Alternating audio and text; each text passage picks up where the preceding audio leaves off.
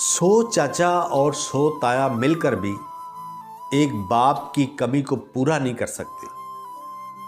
सौ चाचा और सौ ताया एक बाप जैसा प्यार नहीं कर सकते। एक बच्चा अपने बाप से कहने लगा, पापा मुझे मेला देखना है। तो वो बाप ने कहा, बेटा आज नहीं, फिर कभी सही। बच्चे ने जिद की तो बाप उसको मेले में ले गया।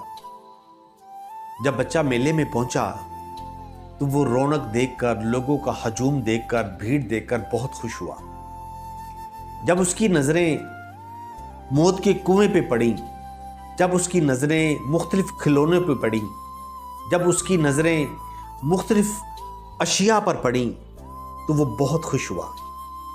तरह तरह के खाने थे। तो बच्चा जिद करने लगा, पापा मैंने मौत का कुआं देखना है।